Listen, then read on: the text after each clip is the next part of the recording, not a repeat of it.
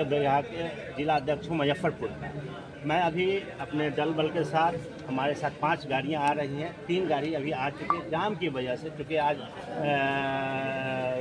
Weekly जो छठ वगैरह इधर हुई है, उसके बाद सोमवार से पहला दिन है, इसलिए शहर में जाम है। खैर, आज जो ये बिहार प्रदेश अल्पसंख्यक के अध्यक्ष द्वारा मौलाना अबुल कलाम आज़ाद की जयंती मनाई जा रही है।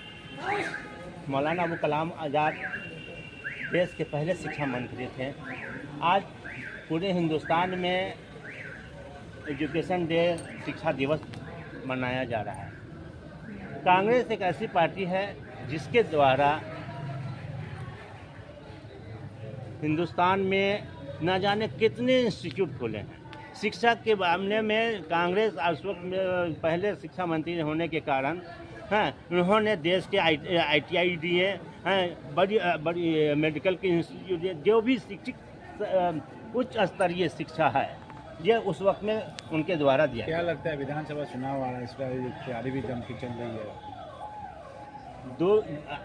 हमारा देश आज देश और देश की जनता ये अच्छी तरह जान गई है कि मौजूदा हुकूमत जो है, BJP की सरकार जो है, जो केंद्र में भी है और राज्य में भी है। क्या लग रहा है सर कि मौलाना अब्दुल कलाम के विचारधारा पर कांग्रेस पार्टी चल रही है? बिल्कुल। और कांग्रेस पार्टी हमेशा अच्छाई और मौलाना अबुल कलाम आज़ाद साहब, गांधी जी, नेहरू जी और बाबा साहब भीमराव अंबेडकर की जो संविधान बनाए हैं, उसी पर चल रही है सर। ठीक है, अपना परिचय बताइए। मैं मनव्वर आजम, जिला अल्पसंख्यक अध्यक्ष मुजफ्फरपुर।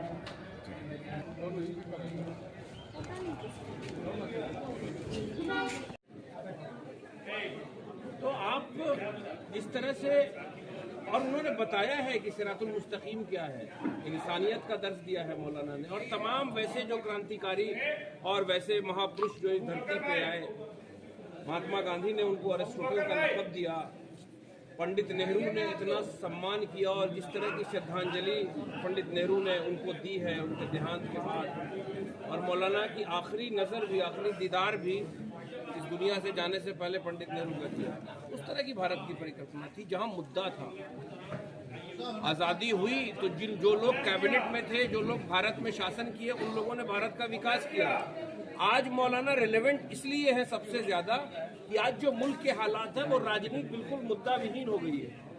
राजनीति धर्म की अफीम चटा के, समाज को बांट के मुल्क आर्थिक गुलामी की तरफ जा रहा है। तो मौलाना जैसे वैचारिक लोगों को याद करना और उनको खिराज अकीदत पेश करना बहुत ज़रूरी है।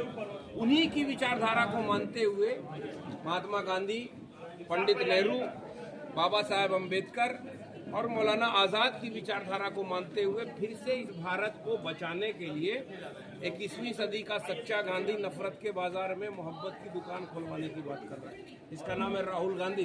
क्यों कर रहा है? क्योंकि जब नफरत खत्म होगी तो नौजवान शिक्षा की बात करेगा, जब नफरत खत्म होगी तो आप रोजगार की बात करोगे, तब देश की राजनीति महंगाई का मुद्दा होगा, अराजकता होगा, माँ बहन की सुरक्षा होगा।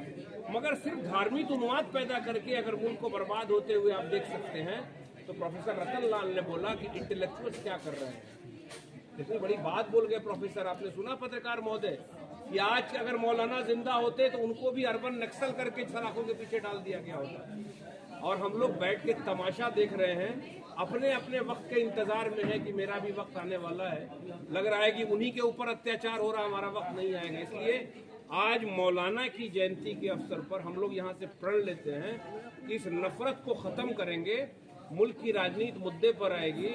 हम लोग फिर से डिमांड करेंगे कि हम लोग सच में सरकारी स्कूल के पढ़े हुए, हमारे सामने बरकत साहब खड़े हैं, हमारे 1 साल सीनियर थे अलीगढ़ में, सरकारी स्कूल से पढ़ के हम लोग अलीगढ़ मुस्लिम यूनिवर्सिटी में जाके बिहार का नाम नुमाया किया है। आज सरकारी स्कूल का स्तर देखिए एजुकेशन का, जो रतन लाल जी ने बोला। तो इन सारे मुद्दे पर क्यों चर्चा हो रही है कि वो पहले एजुकेशन मिनिस्टर भी थे और जितना बड़ा कंट्रीब्यूशन रहा, 10 साल कांग्रेस के अध्यक्ष रहे, जितनी बड़ी बड़ी, चाहे वो सिविल डिसओबीडियंस मूवमेंट हो, चाहे भारत छोड़ो आंदोलन हो, वो तमाम चीज मौलाना की अध्यक्षता में हुई है। तो मौलाना हिंदुस्तान की साझी विरासत, साझी संस्कृति और गंगा जमनी तहजीब के प्रतीक थे। और आज के इस पॉलिटिकल परिवेश में मौलाना से ज्यादा रेलेवेंट कोई सिद्धांत और कोई आइडियोलॉजी नहीं है। इसलिए हम तमाम लोग यहाँ सदाकत आश्रम, ऐतिहासिक सदाकत आश्रम में एकत्रित होकर मौलाना को, वो सच्चे राष्ट्रवादी को, वो सच्चे मोहब्बत करने वाले मसीहा को